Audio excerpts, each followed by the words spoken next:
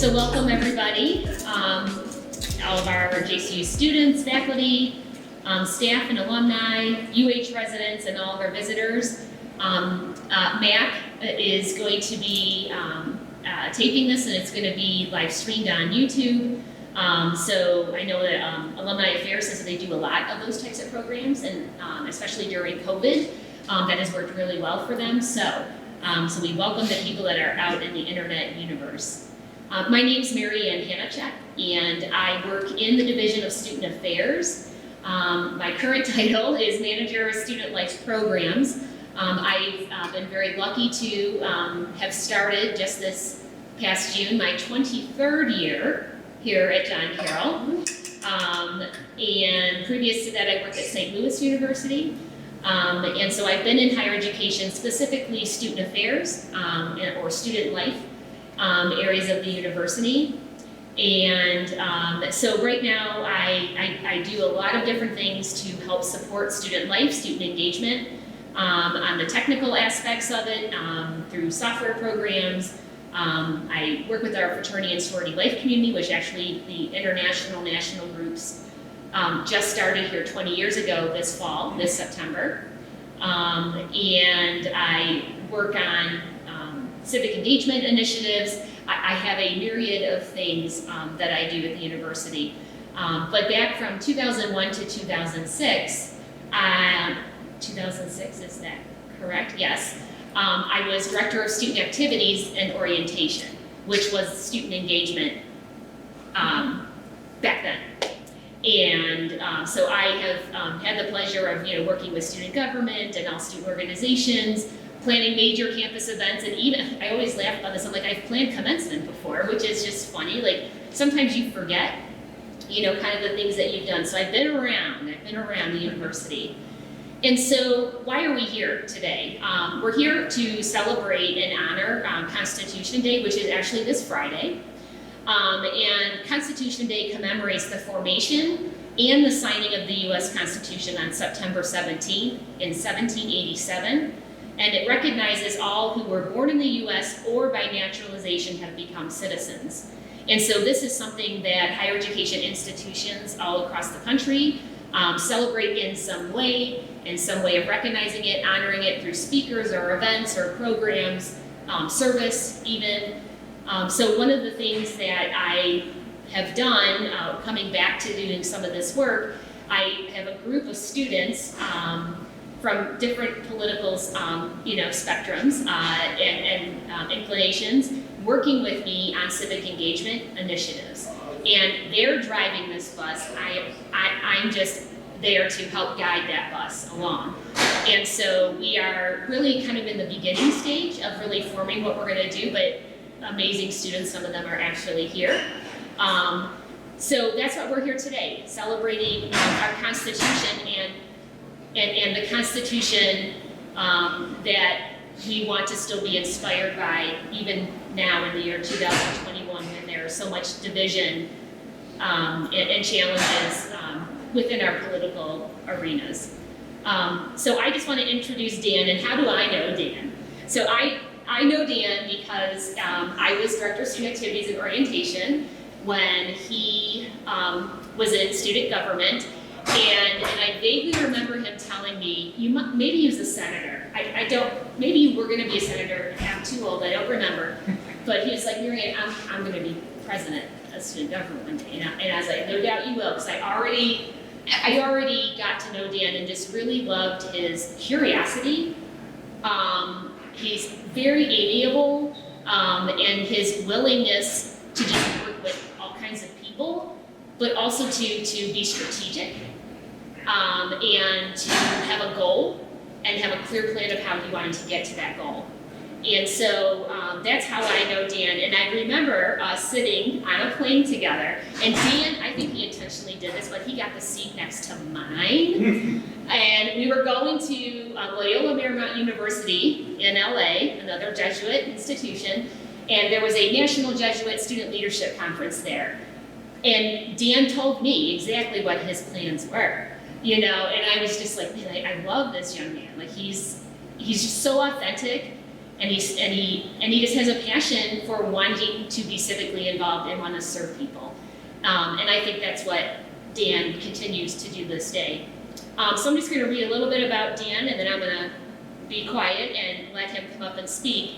Dan O'Malley was first elected to Lakewood City Council by the residents of Ward 4 in November 2015 and represents Lakewood's East End. He is currently serving in his second term. Ward 4 comprises some of Lakewood's most diverse and historic neighborhoods, including Birdtown, Rockport, and the Gold Coast. Dan's first act as a councilperson was to introduce Ordinance 1-16, which prohibits discrimination against LGBT workers and residents in education, housing, employment, and public accommodation. The ordinance is among the most comprehensive anti-discrimination laws in Ohio.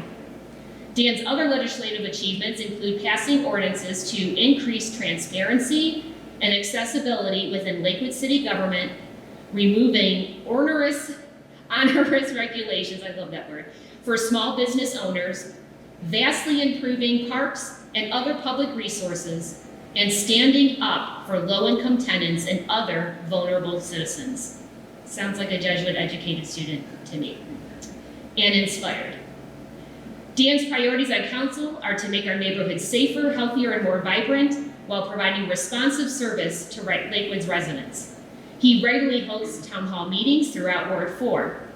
As City Council President, Dan serves as a chair of Committee of the Whole and is an ex officio member of all committees.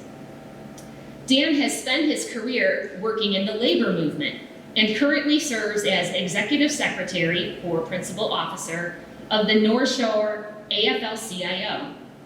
He serves on the boards of the United Way of Greater Cleveland, the Cuyahoga County Workforce Development Board, and the Cuyahoga County Economic Development Commission. Dan is a proud graduate of St. Ignatius High School and John Carroll University and lives in the Gold Coast neighborhood. So please help me in welcoming Dan O'Malley.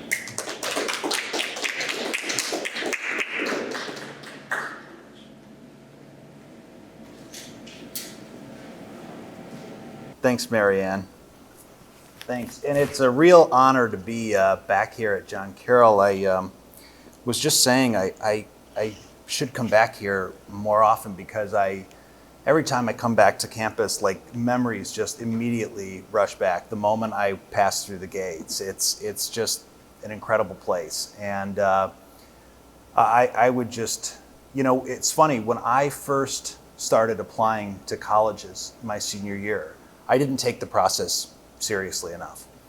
And I kind of thought, well, all right, I'll go to John Carroll for a semester and maybe transfer out. I fell in love with this place the first week that I was here. I mean, it was just the perfect school for me, and met so many lifelong friends, people that I'm in touch with and speak to every single day. As of this afternoon, talked with both of my roommates from junior and senior year. It's great to be in the O'Malley Center in particular because I was an English major. I would encourage anybody who is considering majoring in the humanities to do so. My senior year, both my roommates were English majors, and one of them went on to become a Jesuit priest. One of them works on Wall Street. I'm doing what I do. And we have that diversity of careers, not despite being like English majors, but we all agree because of that. I can't tell you how many people I work with every day who can't write an email. And they never had the benefit of reading all about and reading the works of Orwell and Coetzee and P.G. Wodehouse and Flannery O'Connor and all the people that I, to this very day, have learned to view the world through their lenses. Not just as a matter of literature, but you learn so much about history the critical thinking skills, the writing skills, all of those things that you bring with you. And it helps me every single day in being able to connect the complex public policy issues that I work on to the people that I serve in my community, which sometimes is not an easy bridge, but it's made a lot easier because I had that experience majoring in English here at John Carroll, and certainly, of course, the political science classes that I took as a political science minor. And really spent a lot of my electives taking economics classes here as well, which is another fine department here at the university. But I want to first say, we had a mayor's race in Cleveland yesterday, which Justin Bibb was far and away the number one vote getter, followed by the city council president, Kevin Kelly. I supported third candidate, Dennis Kucinich, who didn't make it, but one of the things that Mary Ann had mentioned in the introduction was how important it is, I think, to be able to work with people who aren't necessarily ideologically aligned perfectly with your own ideology. And that is so important, and it's becoming so rare. And it's not just for the sake of feeling good about being bipartisan or reaching across the aisle or, making connections. But it's important because it helps advance the work. It helps advance the mission. It helps advance the very things that we all believe in. To say nothing of the fact that, there are times where if you want to get something done, you've got to find partners sometimes in very strange ways. I mean, there's just people that you may want this thing to get done for two very different reasons, but the fact of the matter is you both want to get it done. And so, when Voltaire was on his deathbed, a priest came by and offered to perform last rites and said, you should renounce the devil. And Voltaire said, this is no time to be making enemies. And, not trying to make any comparisons between my counterparts in politics, but, sometimes it's no time to be making enemies. And when elections are over, you've got to work with the people who the same voters elected you to get in there. You have to be respectful of that decision. And we've got very important elections in University Heights this year. I looked it up. There are more undergraduate students at John Carroll University than voted in the entire University Heights mayoral election in 2017. You guys could really have an impact on this city if you chose to. You're a sleeping giant in a lot of ways here. And so I think getting actively involved, that was one of the things that I did when I was a student here at John Carroll was, I think a lot of times at City Hall and University Heights, there are,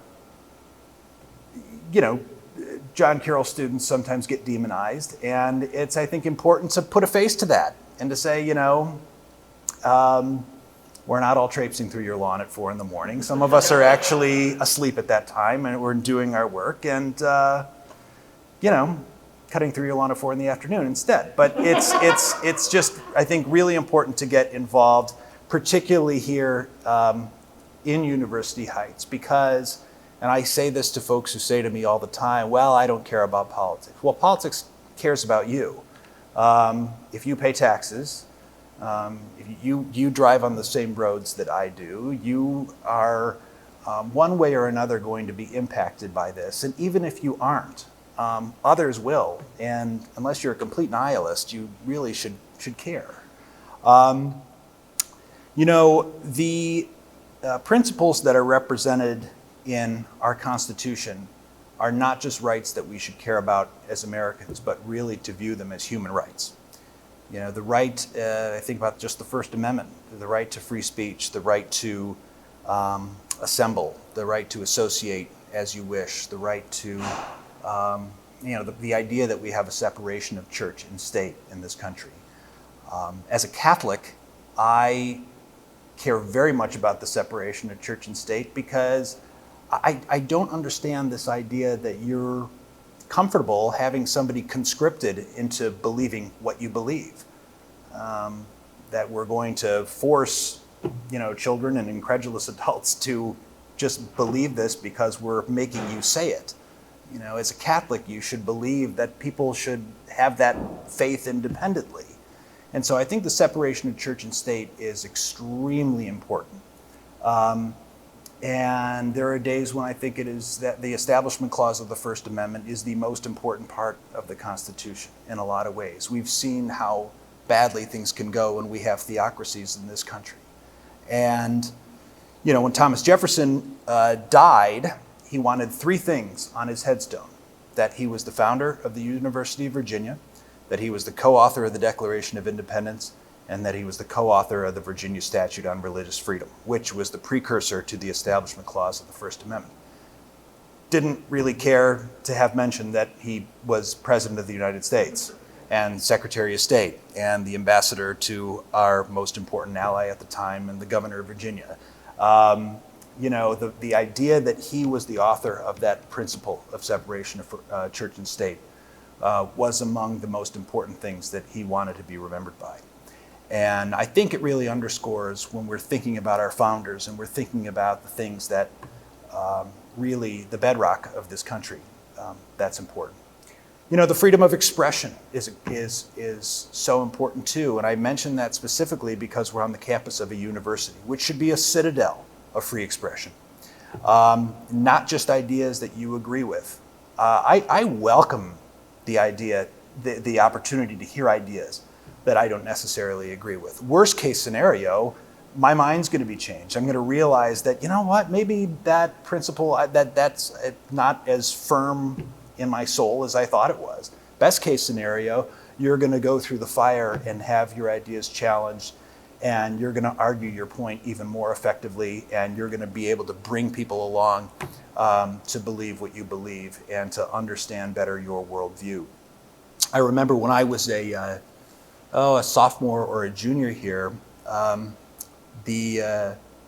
Jerry Adams was brought to campus on St. Patrick's Day in 2005 or 2006. And it was a big deal and a big controversy. Jerry Adams is the leader of Sinn Féin, which is a political party in the north of Ireland, which is, although Adams fervently denies it, is criticized as being the political wing of the IRA. And, we had a lot of, I think, very cautious board members who, and not just board members, but alumni and others in the community who didn't, I think, understand what the mission of a university really is, who were saying things ranging from, this is just a really bad look for the university, to, more histrionic arguments that we were bringing a terrorist onto campus.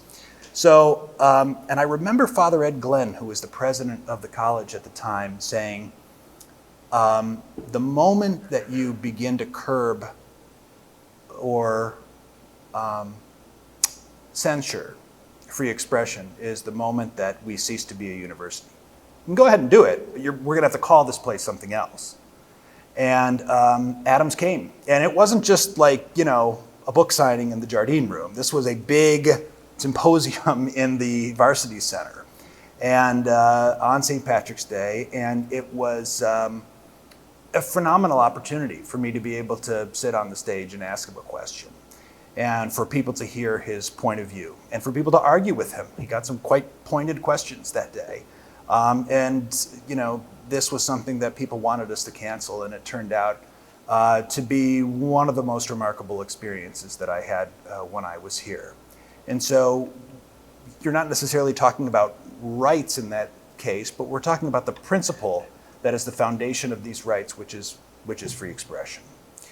When we talk about civic engagement, I think it's so critical that we look at this through the very lens that we're instructed to apply as Jesuit students. And one of the most important principles for me in Catholic social teaching is the preferential option for the poor. You know, I think a lot of times when you're in public service, you're told, well, everybody needs to be treated equally. We're actually, in many ways, not taught that as Catholics. We're taught that, no, actually, there is one group of people that's more important, that you need to put first ahead of everybody else, and it's the poor. And, you know, the poor have the most urgent moral claim to the conscience of our government. And so when I'm doing work on Lakewood City Council, when we're talking about things like closing a hospital, or we're talking about how to invest precious resources into helping people, the question at the front of my mind is, how is this going to impact the poor? And, you know, not necessarily just the economically poor, but the ill and the homebound, and those who really have not had the same opportunities that everyone else has had. And so, you know, when I think about being engaged, for me, I mean, it's not going to always manifest itself in the way that it's manifested itself for me. I've decided to run for office and get very actively involved in the labor movement. After I was done being student body president here, I had a semester left, and I thought, well, what the heck am I going to do now? You know, because I don't know if this is still the case, but our terms were running on calendar years, which is unusual. And so my term ended, and I had a semester left, and you know, I was like Elvis at the end, just in my room with the shades drawn, eating lots of peanut butter and wondering what I was going to do with the rest of my life. But no, I decided that, you know, I'm going to maybe write some articles for the Carroll News. And I decided to, there was a food service purveyor that was trying to come in and get the contract here. I won't say who it was.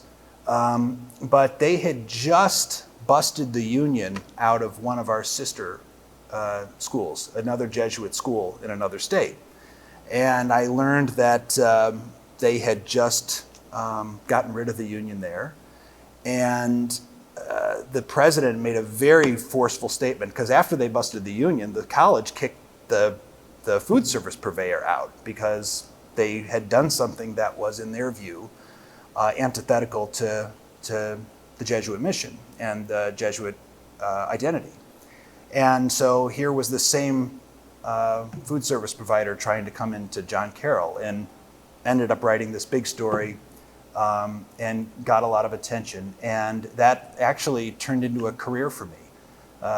Once I graduated, 2 days later, I got a job working for the AFL-CIO, and I've been working in that career ever since.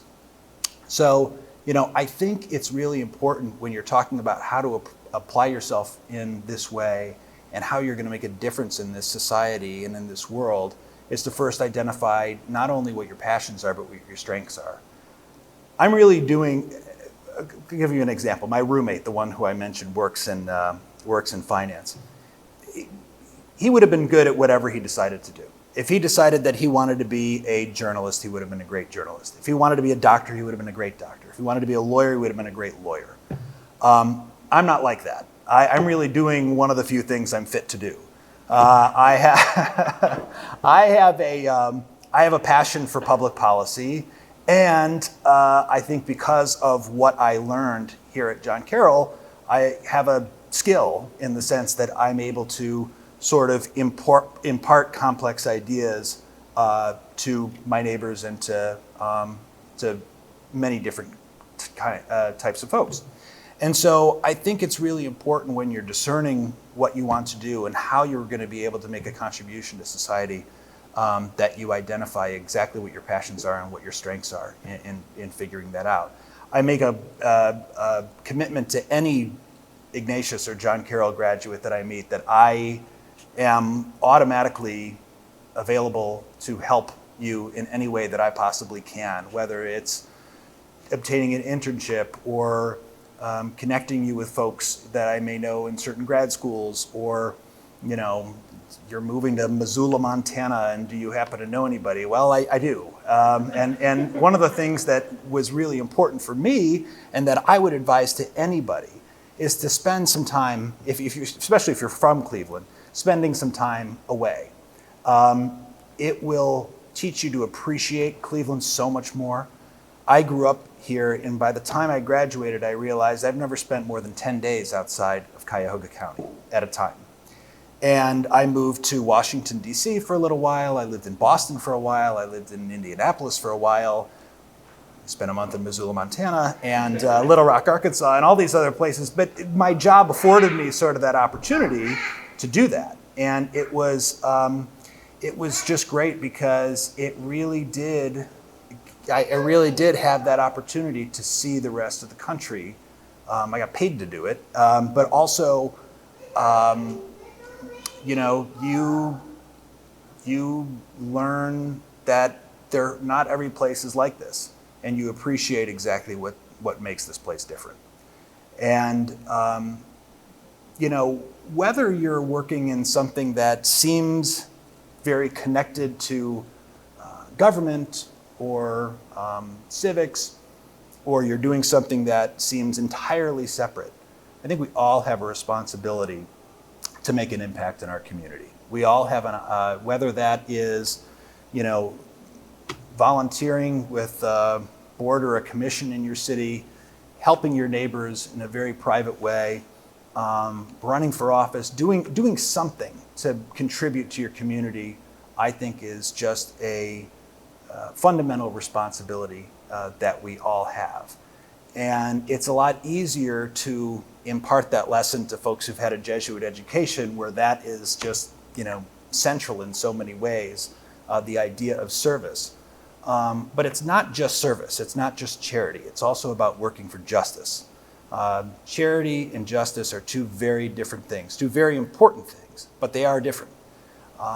Helping folks who are poor is very important, but asking why they are poor and working to make structural changes in our society and our world is extremely important too.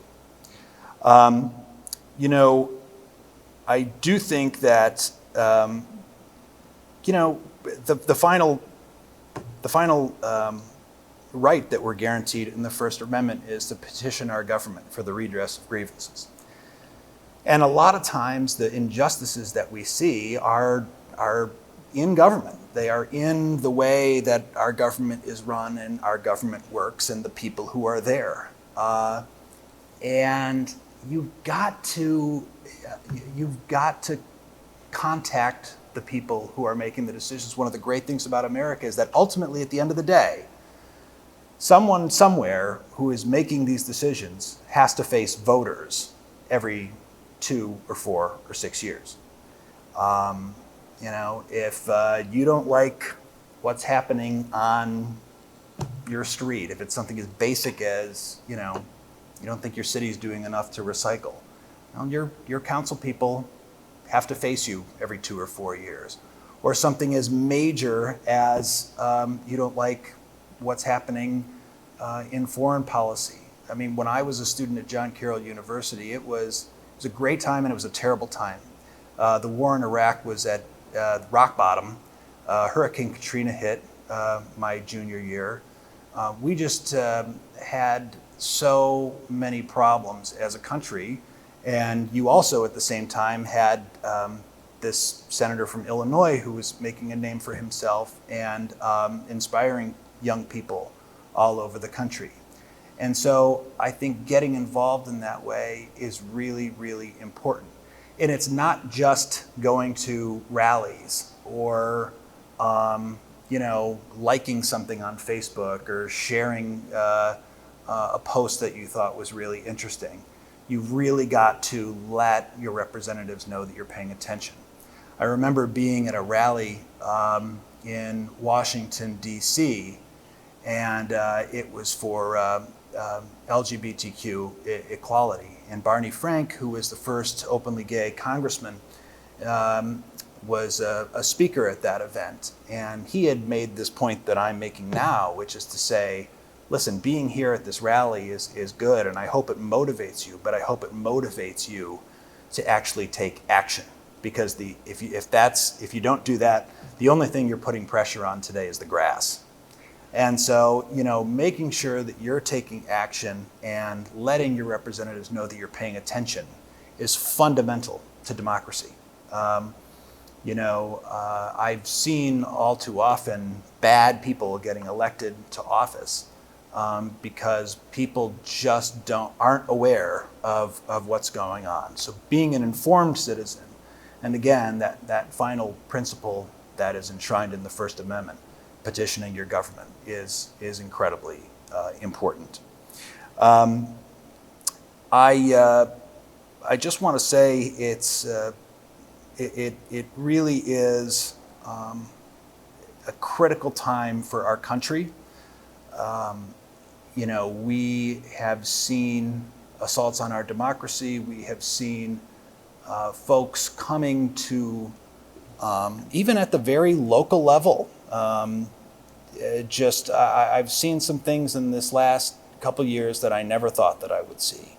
And of course, we're in the middle of a pandemic, and you've got people who are struggling to come out of that pandemic and an economic crisis. The impact, I don't think we can really begin to appreciate.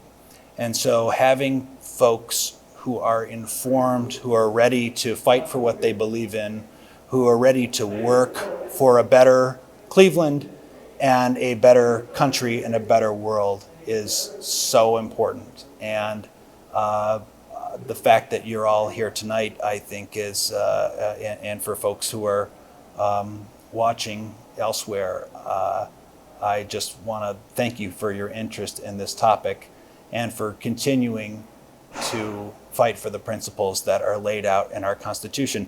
I will say this, there are things about this country that I don't think would really necessarily transfer everywhere else, culturally, philosophically, even in terms of many aspects of our government. I don't think there's a country in the world that wouldn't benefit from having a Bill of Rights, from having the principles that are in our Constitution incorporated as human rights throughout the world. So it's important that we're celebrating the Constitution, and also important that we're living the principles of that Constitution in action in our everyday lives. So thank you all very much, and I'm happy to answer any questions that anybody might have. Thank you.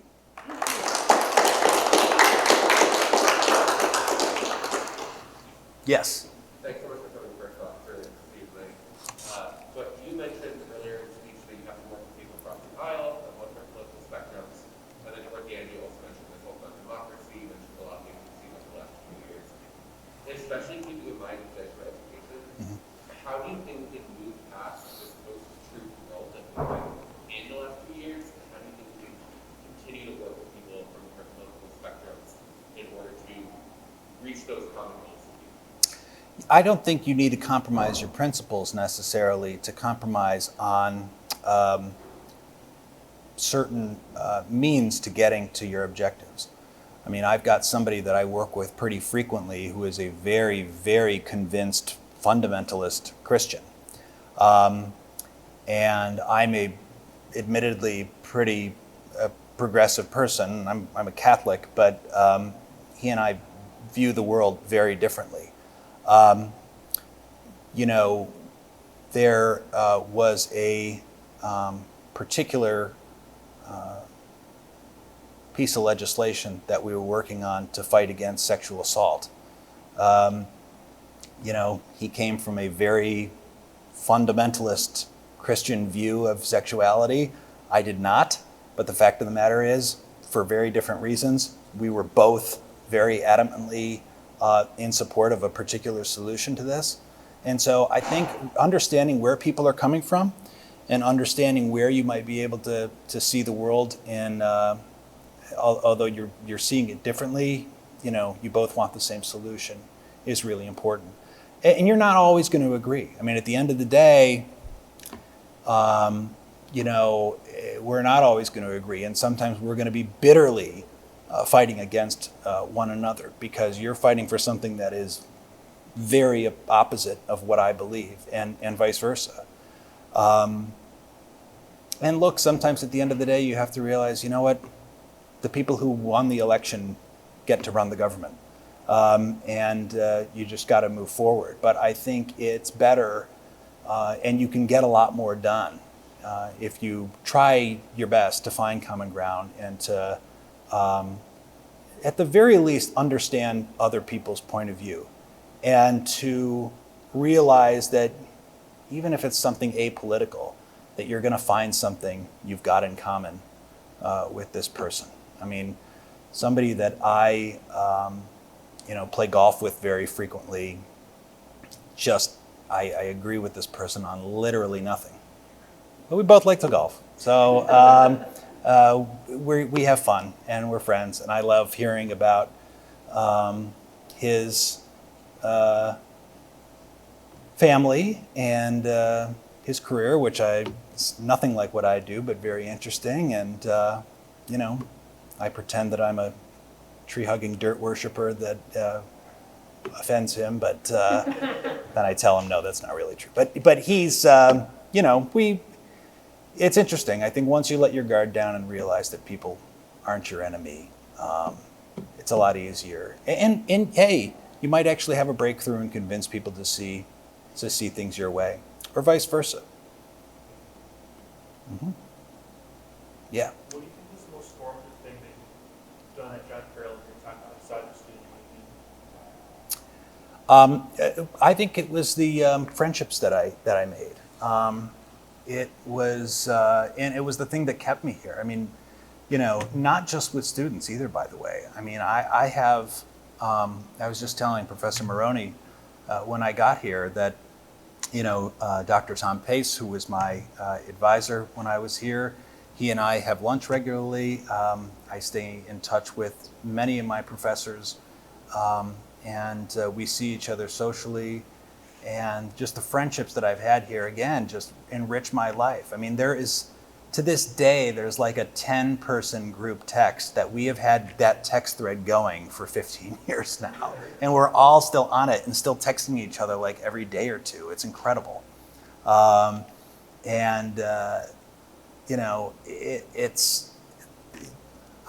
don't know where I would be without those people.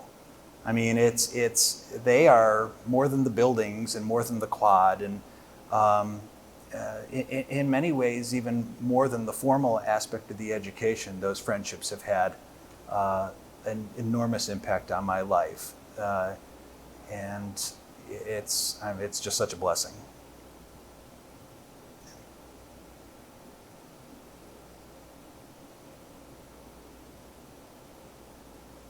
Well, I really want to say thank you again, and thank you, Mary Ann. Mary Ann is one of the people who had an incredible impact on my life, too. You spend 4 hours each way on a plane ride to Los Angeles, and you really learn a lot about people. But you do such a great job. And it's knowing the experiences that I had here, and to know that somebody like Mary Ann is still here, and people are having those same experiences through you and through others who work in student affairs. It makes me so happy to know that people are still having those same great experiences. I can't believe one of my very best friends, who I lived with for many years, we talked every day, my friend Amanda, who I'm sure Mary Ann remembers. I met her her very first day at John Carroll. It was in orientation, and me and my best friend Connor, who was in student union as well, we were hosting this. It was, you could bounce around during orientation, and they would come and learn about student union. And I met her on that very first day, and we're still best friends. We talk every single day. I just missed her call as Mary Ann was introducing me. But I can't believe that was 18 years ago. I mean, it's just or 17 years ago, but it's just incredible. But as I was saying to Logan and Max before, you get here and things seem so different in so many ways, and yet just the same. And tradition is so important, I think, especially in the university setting. I mean, it builds so much affinity for the school, for the degree, for the experience, when you can come back here 20 years later and see something that's just the same, or have that feeling that's just the same, or know that that is still being taught here and that tradition is still being carried on. We should celebrate that more, and we should put more of an emphasis on tradition. Well, thanks, everybody. Thank you. Yep. Thank you so much, Dan. And we have delicious goodies back there, and I'm insisting that everybody have things and drink. We have coffees, and we have teas and lemonade. So please feel free to stay. I'm sure Dan is maybe to be here a little bit. I'll stick around as long as. Okay.